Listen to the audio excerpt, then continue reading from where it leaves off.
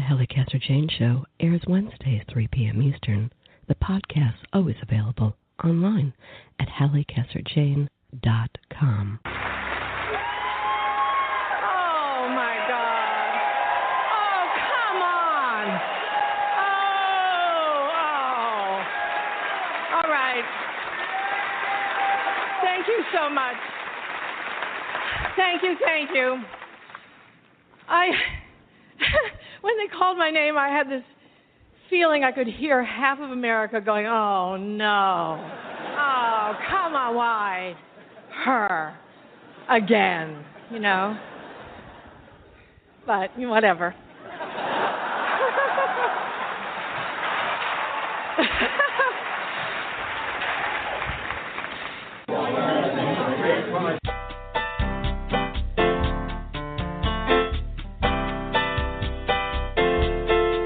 Not whatever. Wow. Wow, what a talent. Wow, what a career. Meryl Streep, one of a kind.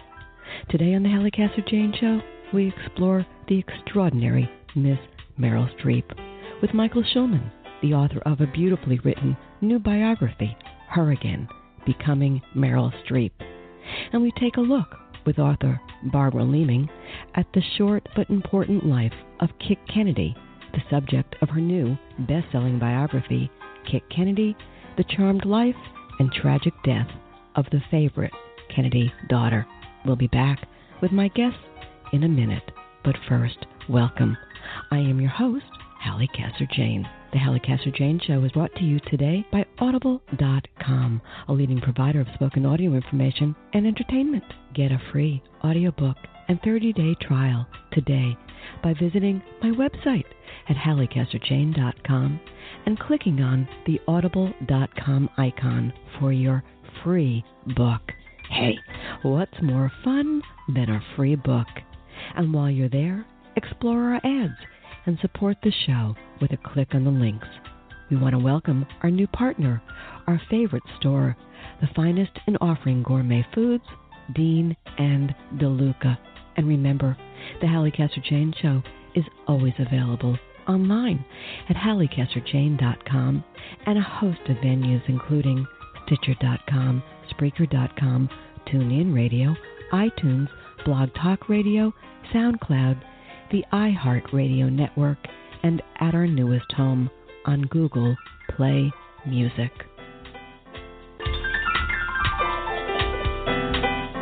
In the first thoroughly researched biography of actress Meryl Streep, Her Again, Becoming Meryl Streep, with the narrative thrust of a novel, biographer Michael Schulman peels back the curtain behind the greatest actress of her generation, granting us an intimate look into the formative years that shaped Streep into the icon she is today. Schulman, a contributor and arts editor at The New Yorker, delivers a brilliant read, as dazzling as one of the performances of the iconic actress about which he writes. Let's talk. Michael, let me tell you before we get onto the subject of Her Again, Meryl Streep, that the first 9 pages of your book, as I told you off air, and listen to me, I love this so much I'm doing it on air, absolutely phenomenal. This book is worth every penny. It is so beautifully written. It's just well, thank you. Amazing. And I want to start our conversation with that applause. Not many biographies are as engaging as this one. So, question, has Meryl Streep read the book? I don't know. You know, she didn't give me an interview for the book, but I sent her a copy through her publicist a couple weeks ago. I haven't heard anything, and I don't really expect to. No? I'm going to have to live with that. Somewhere along the line, I have a feeling you're going to hear something. Listen, only someone who thoroughly admires this subject could write the book that you've written. And you got to tell me, were you in love with her before you started this? I mean, what got you here? Why Meryl? So my route to Meryl it's a bit funny. So, of course, I have always admired her as an actress. I love her work. I love many of her movies.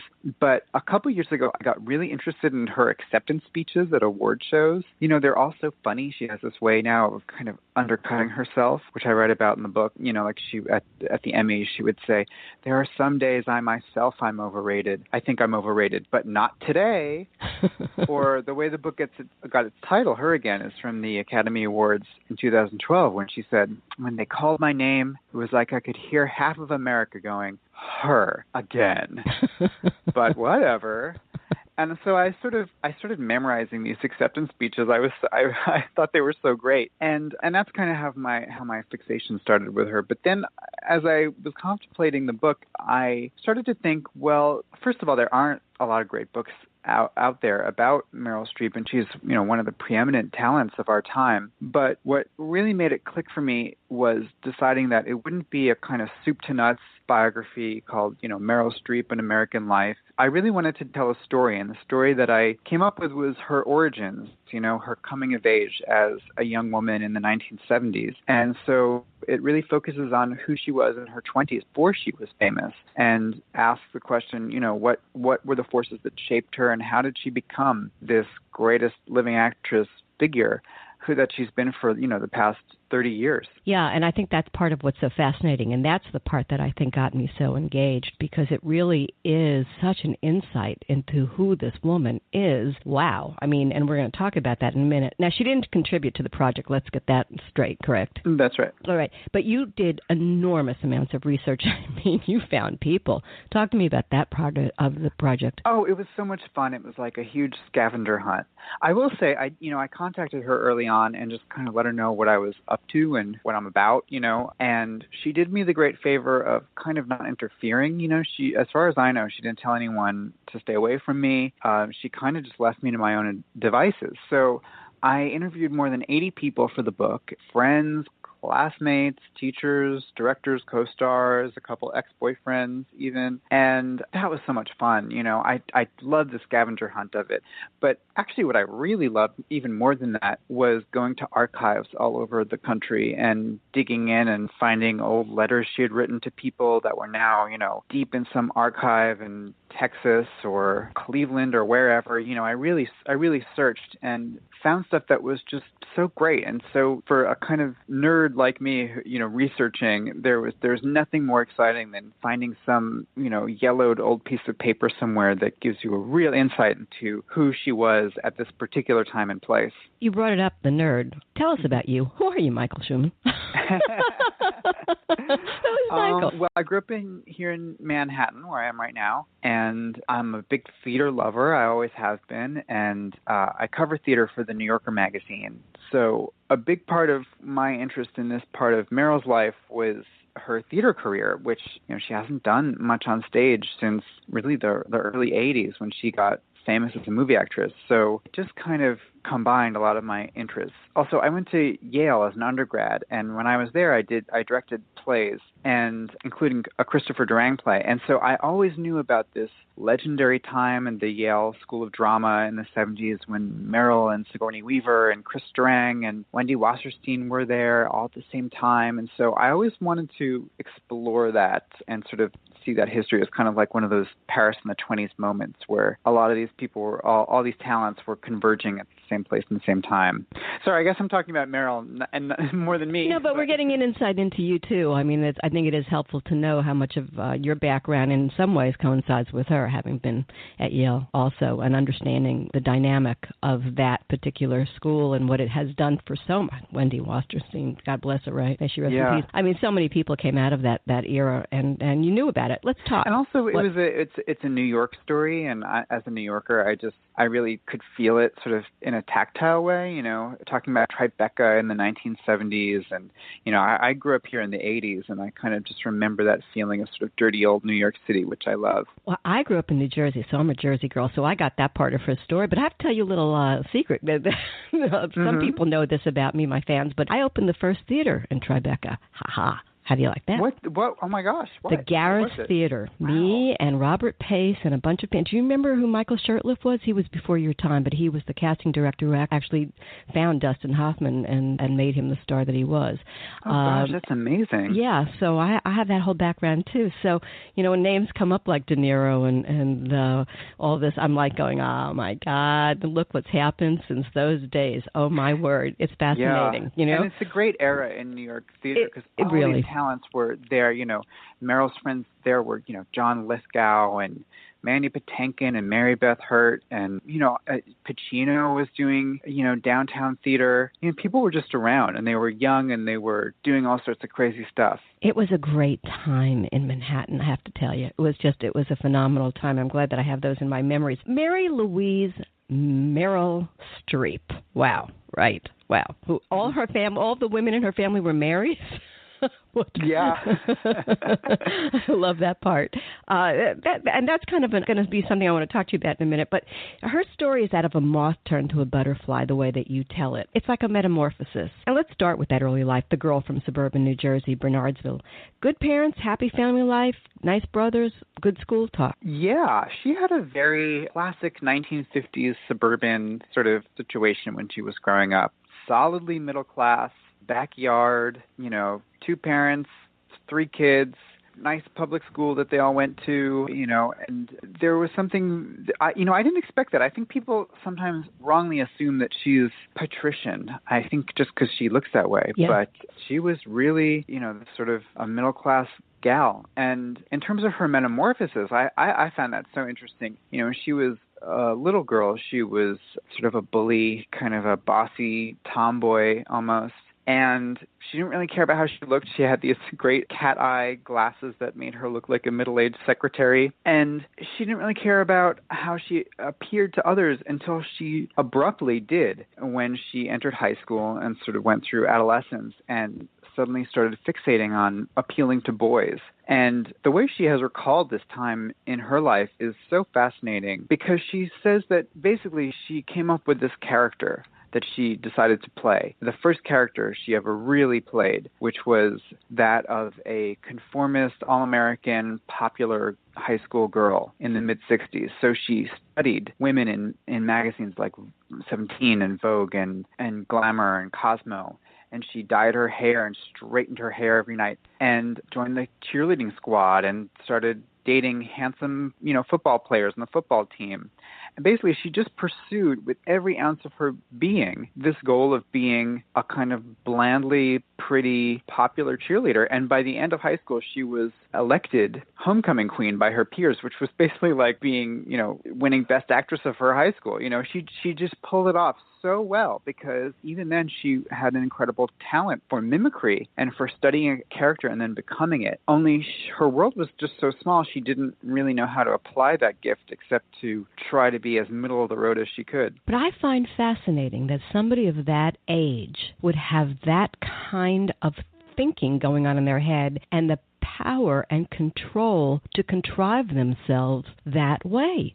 Didn't that amaze you? Yeah, I mean, to some extent, we all do that in high school. We all not decide who we're going to be and then become that person, and we often feel like we're sort of faking a little bit or playing a role.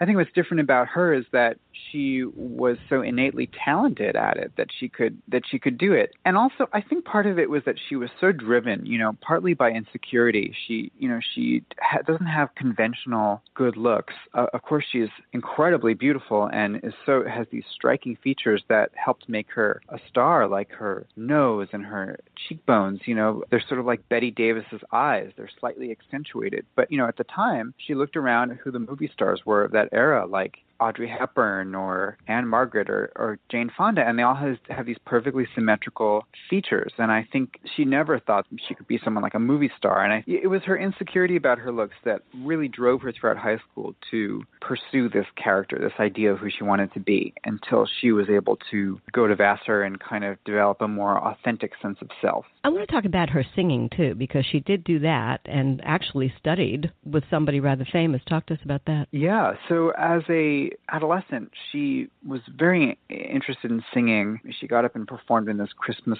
chorale and shocked everyone because she had this gorgeous voice, this coloratura. And so her parents started her on lessons with a woman named Estelle Liebling in New York City, who was a renowned opera teacher. And she was later famous for being the teacher of Beverly Sills, the great opera star, whose lessons were right after Meryl. And she was this sort of old, kind of linked to old Europe. She had this incredible reputation. And young Meryl was studying with her, sort of dreaming of being an opera singer at the Philharmonic. Let's talk Vassar. The one thing of her college years, and we could even say Yale, but what do you think she got the most out of that propelled her career forward, her drive forward, what she was going to become? Her vassar years I found so interesting. As I said, she had been living in this very small, kind of shallow high school suburban world. And then when she got to Vassar, first of all, it was an all-female school when she got there. And I think that had a really liberating effect on her. She didn't have to primp herself for boys all the time. She had a kind of intellectual awakening where she was suddenly reading James Joyce and, listening to music and not washing her hair for 2 weeks at a time. And she was able to really form deep friendships with other women, her classmates, whereas before they had all been, jockeying and competing for, the attentions of the football players at their high school. So I think it just really kind of relaxed her and allowed her to figure out who she really was. And part of that was acting. And in 1969, she was cast by her drama teacher at Vassar as Miss Julie in the Strindberg play Miss Julie, which is a very complicated, serious role. And all she had ever done was, play Marion the Librarian and other kind of High School Musical parts. And it was the first serious play she'd ever seen, much less been the star of, in a very sophisticated part. And I think emotionally it kind of just opened her up and completely stunned her how she was able to connect with this character who was a 19th century Swedish aristocrat, mistress of the house.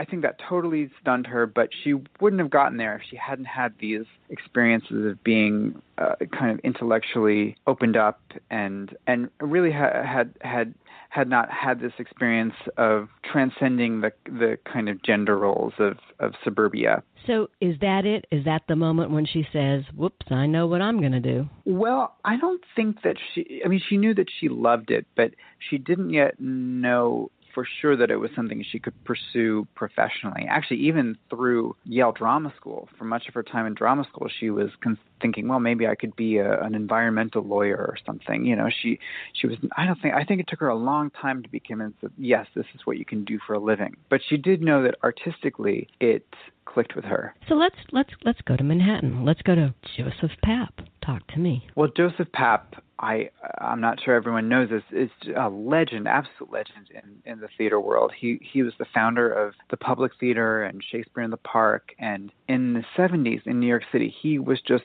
the man. He was running like 3 different theaters. He had this whole empire, this downtown theater empire, and he plucked Meryl Streep from obscurity months after she left Yale Drama School and put her in a Broadway show and then gave her the lead in Shakespeare in the Park that summer. And she found a real mentor in him. It was a really, really important relationship that I explored a lot because I love Joseph Papp. I mean, he's just a complete, he's like one of these great New York personalities. And her first year in New York City was incredible.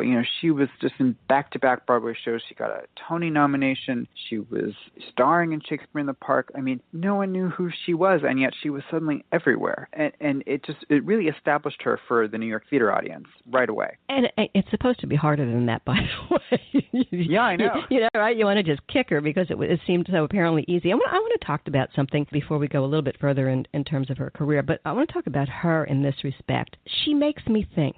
I look at her, and I can't just watch her on screen. I have to think about her when I'm watching her on screen because she does something bubbles up out of that woman that doesn't bubble up out of a whole lot of actors, even actors who've had wonderful, terrific careers. She's somehow different.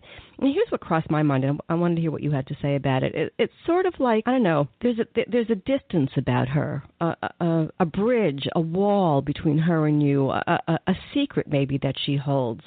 There's something vague about her, but at the same time, something steely about her. I wondered if that's how you see her. That's a great way of putting it. I think there is a kind of mystique about her. There's something that, we'll never quite get to the bottom of her, and that makes her characters very interesting. They make you want to lean in a little bit and pay attention. She never really puts over one simple emotion. There's always a little bit of another emotion, coloring it. Her sense of nuance about things runs so deep. I don't think she can ever do anything just the easy way. It's funny, one of the roles that she says that she was bad at was this movie it's a little-known movie called Still of the Night from the early 80s. And she was cast in, it's a murder mystery, and she was cast as kind of a Hitchcock blonde femme fatale. And she's just not right for that, you know? Mm-hmm. It should have been Faye Dunaway or something. She just doesn't, she's sort of allergic to these kind of female archetypes and really studiously avoided them throughout her movie career, I guess except for this one time. And you can see why. She's not quite comfortable doing that. And I think it's because of that, you know, she found this way of starring in these, you know, really female-driven, complicated movies like Out of Africa and Sophie's Choice. She just can't stand to do anything that's not quite as complicated as those.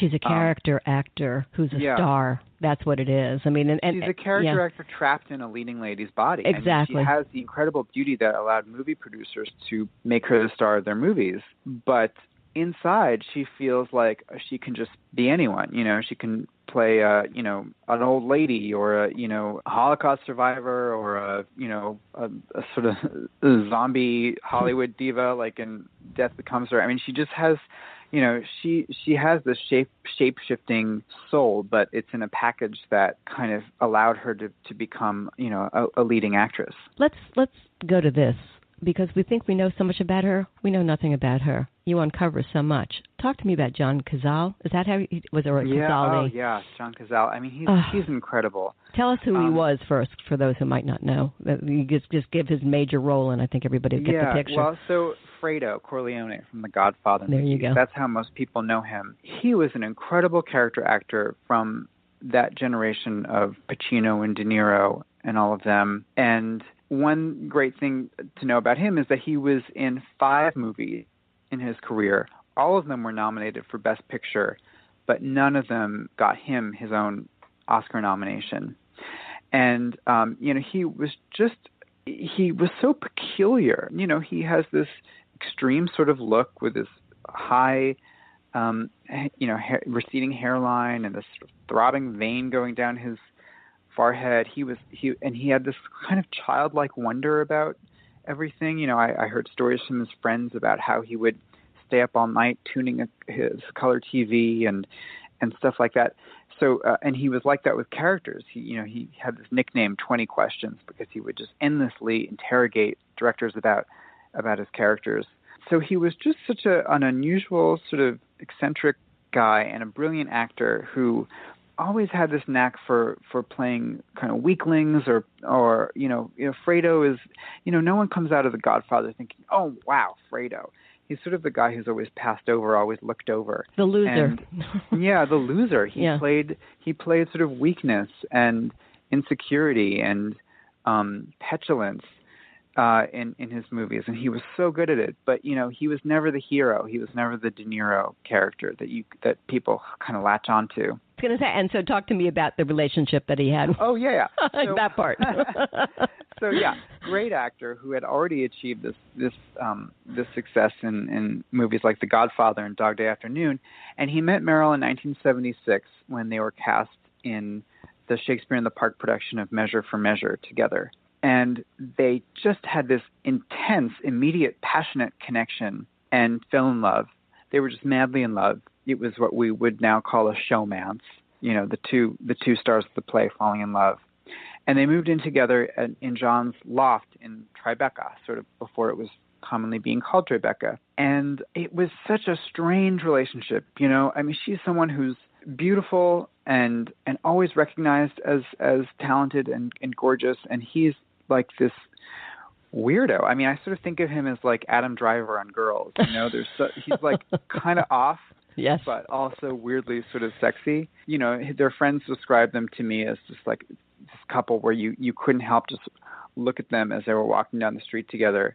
You know, such an odd pairing of people, but they had this incredible connection over acting. They were both people who took acting more seriously than anything. And very tragically, John Cazale was diagnosed with terminal lung cancer after they were together for only a year. And part of the reason why people don't know his name better is because he died at 42. And I really think if his career had gone on, he would be mentioned in same breath as Pacino and De Niro. He's really that generation. But what happened was he got very sick very quickly.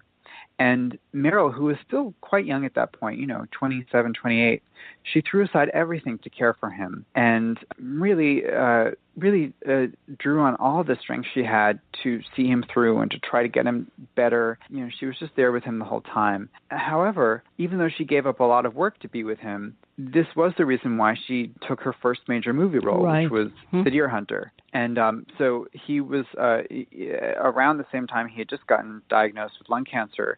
Michael Cimino was casting The Deer Hunter with Robert De Niro, and they were scouting New York theater actors. And they had a role for John Cazale, and they had a role for Meryl Streep, who was, kind of at that point known as John Cazale's girlfriend. And she wasn't very impressed with her part. She thought the role was kind of like an ingenue kind of token girl in a movie about men, which it is. And I think not something she would normally have pursued. But because this was a chance for her to be with John while he was getting sick, she took the part, and it wound up being her first Academy Award nomination. Unbelievable story. A couple of things that I want to get to real quick before we finish, and that's let me ask you this: he dies, tragic. She's devastated, and yet, less than 6 months later, she marries the man who was still her husband, right? Yeah, Don Gummer. This was one of the main reasons I wanted to explore this part of her life, is because this incredible, just the timeline of it. John Cazale died in March. She marries Don Gummer in September. It's 6 months where what is happening? What happens? It's almost like she was being pulled between these extreme emotions. It's like a Meryl Streep movie, It was so dramatic. And in the middle of those 6 months, she started making Kramer versus Kramer and Manhattan and starring in Taming of the Shrew in Central Park. So it was this incredibly fertile creative time for her, as well as being an unimaginably conflicted emotional time for her, where she was both in extreme grief and completely infatuated with this new guy. Who she marries. Yeah, still married to. Still married to. It must have seemed completely insane. Any insight into to what happened and why she was able to, after going through something so traumatic, fall in love and that quickly again? I don't know if I could bounce back that quickly. Yeah, it's really amazing. It really tells you something about her. Right. I think part of it is that she found this avenue toward stability at a time when her life just seemed so horribly thrown off. To have this great love and then lose it so quickly. She then found this man with whom she could have a family and a marriage, and she always wanted to have children. It was really important to her. I think she not only was she in love with him, but she sort of found this way to make her life kind of whole again. I also, from what I could gather about her relationship with Don Gummer, it was really a sort of relationship of equals. They were both, talented at different things, which I think is a very healthy way to have a relationship. Yeah, I don't know if we said that he's a sculptor. He's a sculptor, and he worked with these materials like sheetrock and wood and steel, and he would make these things, and he was very good at looking at objects and geometry, and she of course is good at looking at people and behavior.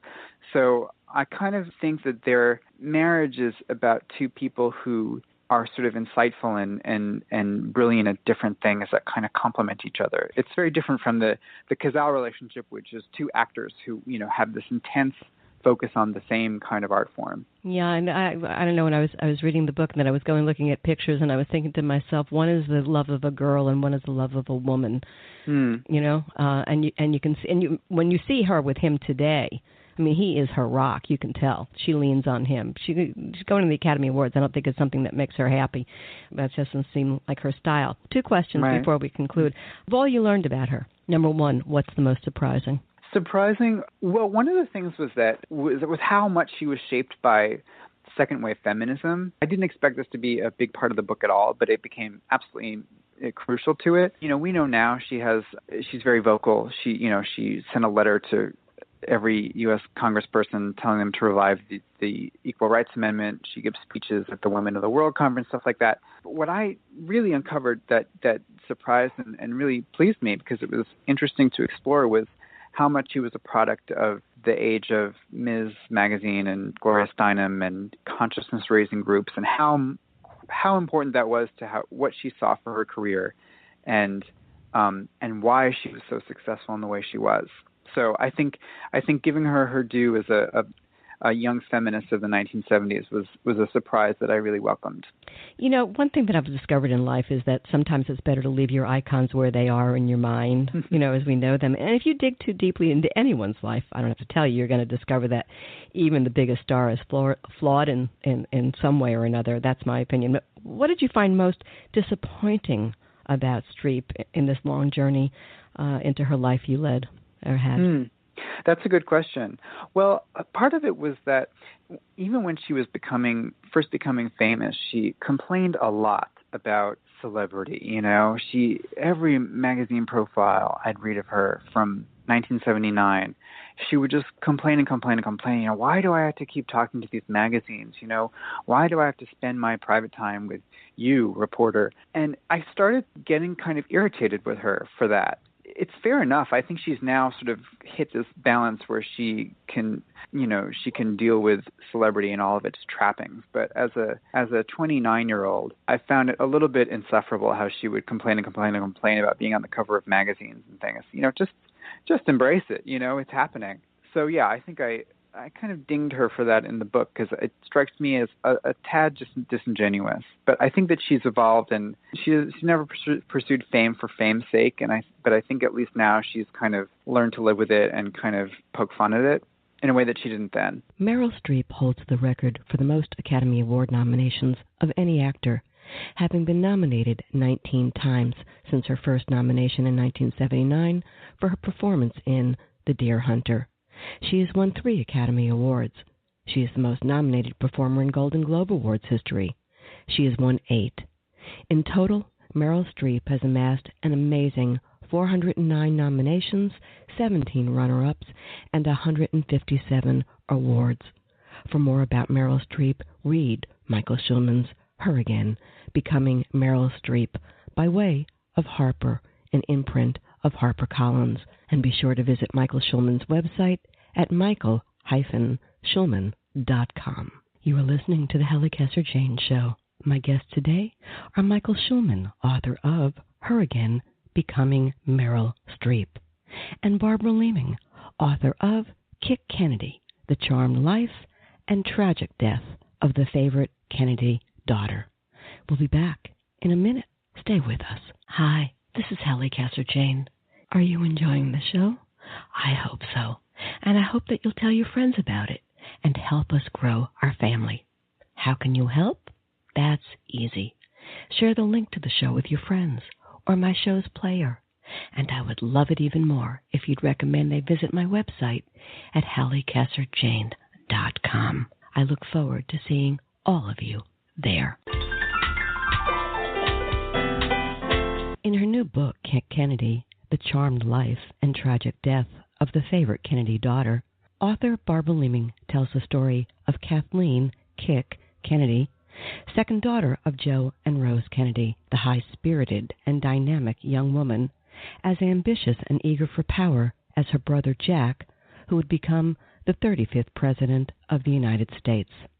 Full of determination and with her best asset, her engaging personality, Kick Kennedy would defy her controlling parents and do the unthinkable, marry out of her faith Protestant Billy Hardington, eldest son and heir to the Duke of Devonshire. But as too many Kennedy stories go, Kick's triumph would turn into tragedy. But what a life she led in her brief sojourn on Earth. A tale that might have been lost forever, a story of love and war, of politics and changing expectations, socially and economically.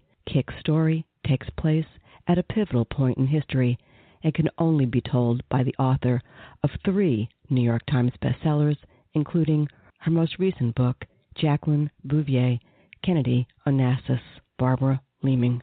Let's talk. Barbara, this really is some story, which I don't think a lot of people know, and yet this woman who lived such a brief life had a pivotal role in world history. Her name was Kik Kennedy. Give us a little background of who Kik was. And by the way, how did she get the name Kik? Well, it's a very strange book for an author to write, because I've spent my whole life writing books about people that everybody knew immediately. This is who they are. But Kik Kennedy is somebody that you say, who? Who is it? The simplest answer is that she was President Kennedy's favorite sister. And the reason that we don't know very much about her is the fact that she died in a plane crash when she was just 28 years old. And as a result, she very much has been forgotten in history. But what was fascinating for me, and I started doing this book because I read a biography of President Kennedy a number of years ago, and I was hearing an enormous amount about Kik, obviously, all the way through that.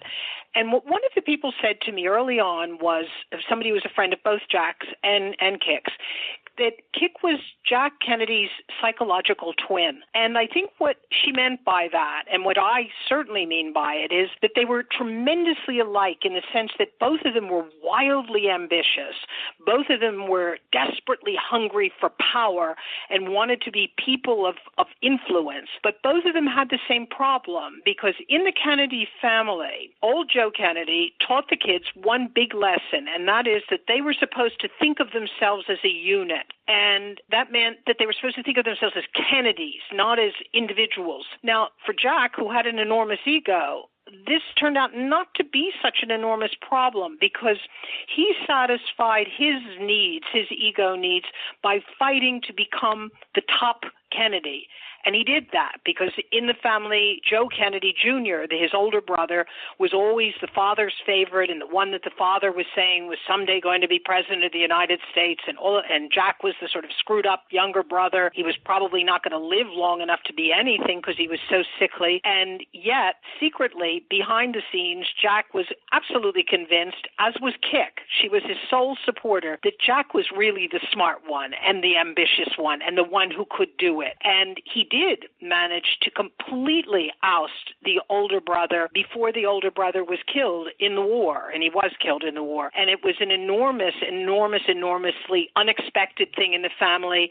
And all of the later stories that we hear about Jack Kennedy never wanted to be president, and it was only because his brother died and he picked up the flag. I mean, that's all just garbage. It's not true. But Jack had solved his ego problem by this struggle. But for Kik, a girl in the Kennedy family was never going to be top Kennedy, no matter what she did. And she was certainly her father's favorite. I mean, no question. She was the favorite of everybody. But she couldn't find any way to get an identity in her own right. And so I think she understood fairly early she was going to have to find it someplace else. But how do you do that if you're in a family that's got this tremendous myth of themselves? She needed something that was equally overwhelming. And strangely enough, she found that in the most unlikely place, in the British aristocracy, because in 1938, Joe Kennedy was made the U.S. ambassador to the court of St. James in London, and the kids went with him, and Kik went with him. And at the age of 18, she did something very, very, very unexpected. She saw her opening to be a star in a world you would never expect to find a Kennedy in. So the result is, I mean, this story that I've written is not a typical Kennedy story at all. Instead, what it is Kik's story takes us into a whole other world, that of the most closed part of the British aristocracy, what I call the aristocratic cousinhood. And it takes us into that world at a moment of tumultuous change, when that world is in the process of losing its political power forever. And it's an enormously important moment in history. And so strangely enough, this little girl, this 18-year-old girl, takes us in and gives us a way to write a really, really big piece of history. If you're looking for Hyannisport, you aren't going to find it. No, but you find something so much more delicious in one sense because we don't know it. Yes, that's exactly it. It's a world that's normally so closed. I mean, the world of the aristocratic cousinhood that Kik enters is a world in which cousins marry cousins for centuries, for generations. And as a result, outsiders don't get in. They don't know what's going on. And of course, I had this very, very strange thing happened to me because I started out not knowing anybody here. I went to England to research President Kennedy's connection to England, and over the course of more than 15 years, I spent inside this world, both the world of the Kennedys as it connects to this, but also in the world of the British aristocracy, because these people see themselves as trustees of history. So if you get in, they want you to do it right. And it was an extraordinary adventure doing it, because the key players in Kick's story, most of them were still alive when I began the book. They're all gone now, but they were still alive. And I had the opportunity over the course of writing both the biography of President Kennedy and then a book about Winston Churchill, of getting to know these people and their world and talking to them in very, very, very intimate ways about what was going on in Kick's life and their life in these years. So it was a very strange experience both for me and certainly, I'm sure, much stranger for Kick. I can imagine. Okay, 2 questions real quickly. How did you get the name Kick?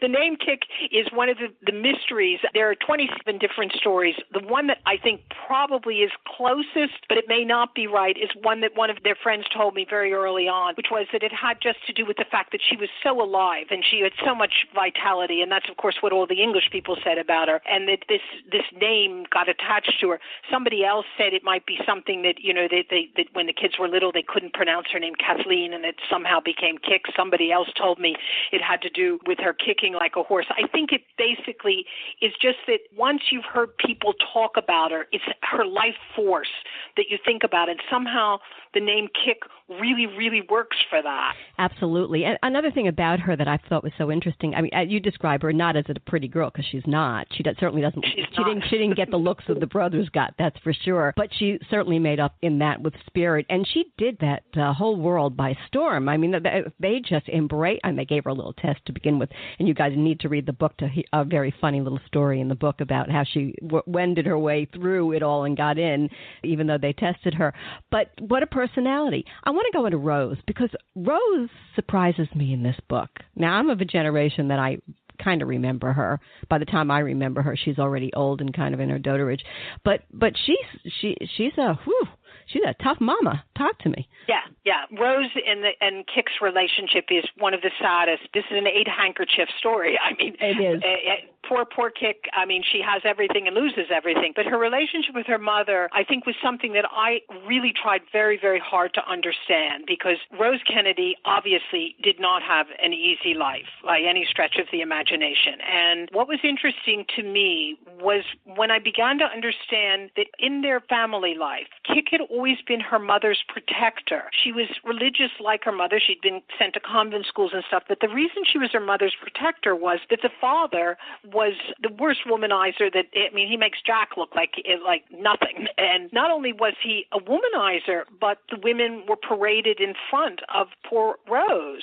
And before Kick went to England, one of their friends told me a story which I think maybe explains exactly how important Kick was to Rose. They were having lunch one afternoon at Hyannis, and all the kids were sitting at the table, and Rose was there. And Joe arrived with his mistress of the moment and sat her down at the table with his wife and the kids. And the boys, of course, did nothing. They just sat there like, oh, what's wrong with that? Isn't that nice, Daddy? It was Kick, who was then just a very young teenager, who stood up and said, effectively, Daddy, you cannot do this to Mommy. You can't. This woman can't be here with Mommy. And not only did she dare to do that with Joe, who was a tough guy, but he took it from her. And that was the kind of thing she always did. She protected her mother when Jack and Joe would laugh at the mother, because the mother was treated like a clown by the boys in the family. And she was a very, very sad person. I mean, I came to feel eventually that for Rose, her religion, I mean, sure, of course she believed it, but it was the thing that kept her alive. It was the thing that protected her against Joe, against the position that she had in the world. It allowed her to deny the horrors that really made up her life. And so when Kick went to England and became, as you said, the absolute star of this group, not because she was a beautiful girl, but because she was unlike any of the other girls in this world. I mean, those girls, when she arrived in 1938, and I was talking to the girls, and they weren't girls then, they were in their 80s, but I remember them saying to me, you can't imagine how boring we were, because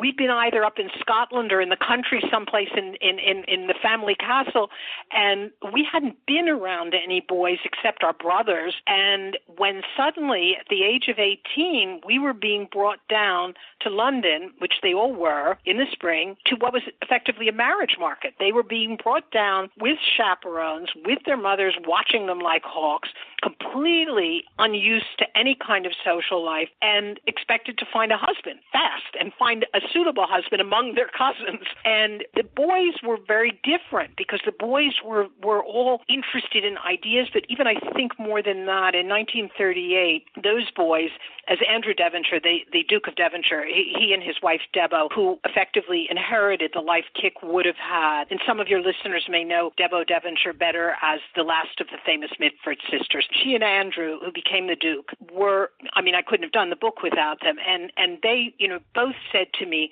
Andrew particularly, Andrew said, the boys in this period, like Andrew himself, expected to die. They did not agree with their parents who said, well, war is going to be avoided at all costs. They thought it was coming. They knew Hitler was coming, and they did not expect to live through that. And so the boys were, first of all, tremendously involved in every bit of politics that was going on, but they were also wild. They were incredibly wild, and they were always in terrible car crashes because they had lots of money and these incredible sports cars that they drive back and forth between London and a party in Cambridge or Oxford where they were going to school. They were drinking so much champagne, they couldn't see straight. And into that world came these innocent little girls who didn't want to hear anything about any of this, who only wanted to talk, if they wanted to talk at all, about the dresses that they were going to wear. And Kik walked in, and she had been Jack's mascot in America.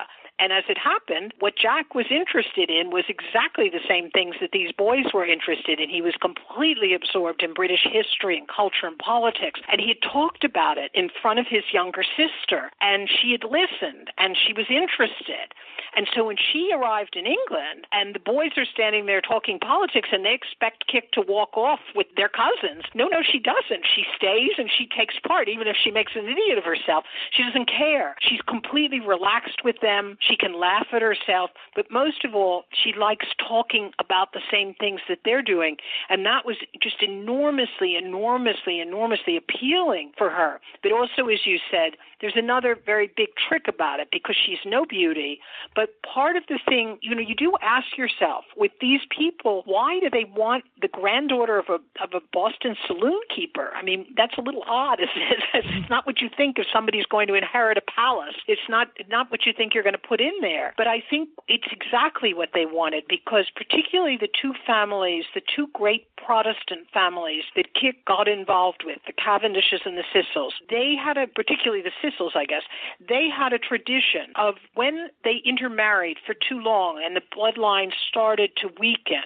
they would marry outside something that would give them literally red blood for their blue blood and renew the line. And when they saw Kik and they saw how aggressive she was and how competitive she was and how unstoppable she was, they recognized, this is the red blood we need. And as it happened, nicely enough, Kik had fallen in love with the most eligible bachelor in England at that point, a boy called Billy Hardington, who was the heir to the Duke of Devonshire and who was simply the most eligible bachelor in Britain. He had at one point been thought of as possible as a husband for the woman who became Queen Elizabeth, for Princess Elizabeth. And Billy fell madly in love with Kik, but you then have the Protestant Catholic thing, which brings us back to Rose, because this is going to break Rose's heart. If her daughter, it'll be wonderful if her daughter becomes a duchess, but not a Protestant duchess. So what is she going to do? And Billy's family is equally hysterical. And so then you have this terrible, terrible struggle to see how they can possibly marry. And they do eventually. After 6 years, they marry. But it's against all odds. But I think when you realize how hard Kik fought, and it's really Kik who's fighting to get to Billy, when you realize it, I think there's one thing, when I think about it, that I think, I understand it completely. Imagine being an 18-year-old girl who has the most attractive boy in London, the richest boy in London, madly in love with her, and he takes her to see where they're going to live together at the age of 18, their main house, and that is Chatsworth, which is the palace of the Devonshire Dukes. It's the main house of theirs. And an 18-year-old girl coming over the bridge and a little river in front of this golden palace, couldn't possibly believe she was living in real life. The windows of Chatsworth are framed in 18-karat gold.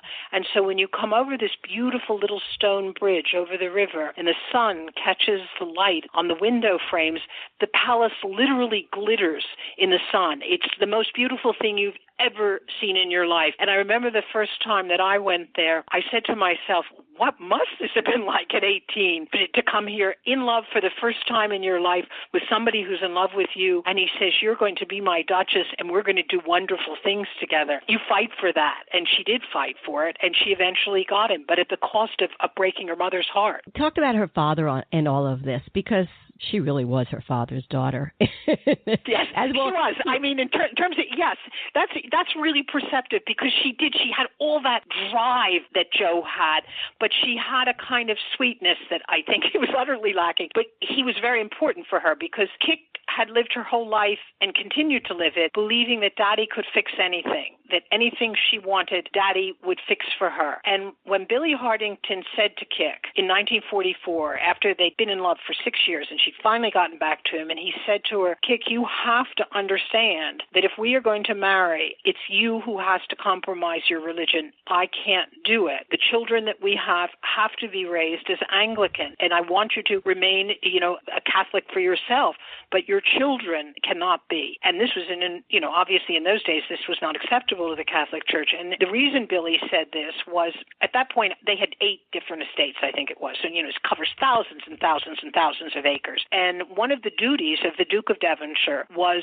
to appoint the vicar, the minister in each of the parishes in the various estates. And as Billie said to Kik, what am I going to do with my children if they're little Roman Catholics and they're going to be appointing the Anglican vicar? I mean, that you just can't do that. It doesn't work. We can't do it. And I think that Kik understood that. And I think that Kik eventually found a way to morally take in and accept what Billie was asking her to do without feeling that she was doing wrong. Because I think by that time, the code of honor and duty that was so intrinsic to Billie Hardington was a very good person. I mean, when you mean good, you think of Billie. He was really a good person. And I think that his code of honor and duty had come to be a kind of substitute for Kik to the values that she had found in religion, but they were not enough for her mother. And so when she said that she was going to marry Billie, her mother went wild and did everything she could to stop it. But Kik eventually went ahead with it. But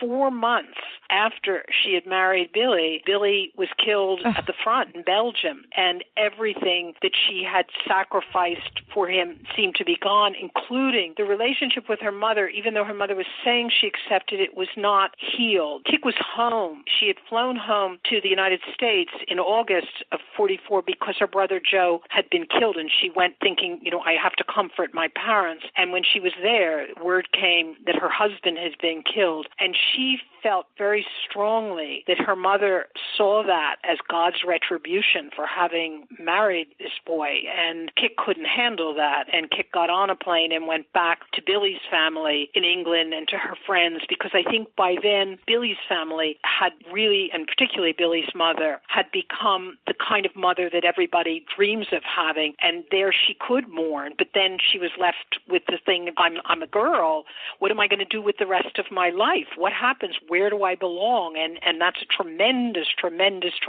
question. What do you do? And her relationship with her mother is tortured from then on. Right. Now hear me. Tragedy in this family. Right? And, whenever we talk about it in terms of the boys. They lost Joe. They lost everybody, really, right? Okay, here's the bottom line. But she is her father's daughter. Who is the next person she gets involved with? A gambler? Well, that's the problem, and it is too close to the father in this particular case. And we only have a few minutes. In 1945, when the war was over, the British aristocracy, it's like, I think maybe the easiest way to think about it is it's the last chapter of Downton Abbey, except it's real. I mean, the loss of aristocratic power that had begun in the First World War finishes off in 45, and Winston Churchill is thrown from office, and the society in England changes forever. People are not coming back to be servants in the great houses. It's different. It's just not going to happen. But for Kik, it wasn't just that she had lost the boy that she dreamt of, but she had lost this possibility of being a powerful person, and she wanted that. And what happened within 2 years was she met somebody who she thought could, no matter what had happened in society, give her what she had thought she'd have with Billy, a man called Peter Wentworth Fitzwilliam, the 8th Earl Fitzwilliam. Peter Fitzwilliam was richer than Billy. He had a much bigger house than Billy had. He was also, unfortunately, married. He was a drunk. He was a womanizer, and he was the worst person that Kik could possibly have gotten involved with, and she thought he was the most wonderful man in the world. And no matter how many of her friends went to her and said, Kik, you don't understand who Peter is. We may like him. He's tremendously appealing, but this is not for you. She kept saying the same thing over and over. Oh, you don't know Peter like I know Peter. And as all of the friends said to me afterwards, you know, this was going very bad places, not only because Peter was not the person you picked for a husband, but in addition to that, I think, and this is where we get back to the religion and to Rose, even though when she finally told Rose, and it was very hard for her, Rose threatened her and said, you know, if you go through with this marriage, you will not only never see me again, you will never see any of your siblings. The family is gone to you. And I don't know whether she could have enforced that or not, but it made Kik hysterical. But I think in addition to that, what Billy's sister Elizabeth told me, and I think that Elizabeth adored Kik and actually went with Kik to America to give her moral support, to tell her parents that she was going to marry Fitzwilliam, even though Elizabeth thought it was a disastrous idea. She would do anything for her sister-in-law. And Elizabeth said to me, you know, you have to understand that when Kik married Billy, she did not think she was doing anything wrong in terms of her religion. She believed that it was right and that it was good. With Fitzwilliam, she was suddenly put in the position of that woman at the table in Hyannisport. She was sitting there as the mistress in front of this man's wife. She was doing the one thing that she couldn't reconcile with her own Catholic beliefs, which was getting herself involved with a married man. And as Elizabeth said to me, I think it was all going to be much too much for Kik. It was just not something she could have handled. And I think in a sense that's right. And I think that's part of the reason for her desperation at the end of her life, because the last thing that she did was to go off in a plane with Peter Fitzwilliam to ask her father to put a fix in with the Vatican, to somehow find a way that they could marry and that it would be morally okay with the church. But before they met with the father, they were going off for a weekend together, and they stopped over in Paris very briefly, went and had lunch, and by the time they came back to the airport, and Peter had a private plane for the trip, and the pilot said, we can't take off, there's a terrible storm coming. And Peter Fitzwilliam, who was a commando during the war and who had hubris up the gazoo, said, we will take off. We're going anyway. We're get in the plane and fly us. And the pilot said, I'm not going to do it. And Peter said, we are going to do it. And they went and they took off and they crashed into the side of a mountain. And both of them, both he and Kik, were killed instantly. And Joe, the father, had to be the one to identify the body. Oh, my God. I mean, you know, the tragedy goes on. It's relentless. One question I must ask you, and that is, how did Rose reconcile all of this, having lost her daughter? The strangest thing, I can tell you the answer to that. It's a very, very strange answer. Rose never reconciled it with Kik in her life. She did not come to the funeral. She did not bury her daughter. Billy's mother buried her daughter. Joe came to the thing, but Rose did not. But not only did Billy's mother bury Kik, but she buried her in a Catholic ceremony. This is the great Protestant family in England, and she did whatever was right for Kik and also to make things easier for Rose, she thought. And Kik is buried now in a little village graveyard overlooking Chatsworth. What happened with Rose, though, was that Billy's mother, Malsher, which was her nickname, Malsher reached out to Rose and somehow or other established a friendship with her that endured for the rest of Rose's life. And I remember Andrew saying to me that when Bobby Kennedy was killed, his mother said, Andrew, get in the plane and go to Rose. And Andrew flew over to America, was on the train with Rose and sat there with Rose in the car as the train was taking Bobby's body, giving the family's respects. It was Malsher who somehow made it possible for Rose to, I think, sadly enough, almost pretend that it hadn't happened or to reconcile herself in some way to it. Andrew believed that she was reconciled through her religion, and I think maybe, he would know better than I would, but certainly their mother was the one who was responsible for making it as easy as possible for Rose, who had done something, that couldn't be changed then.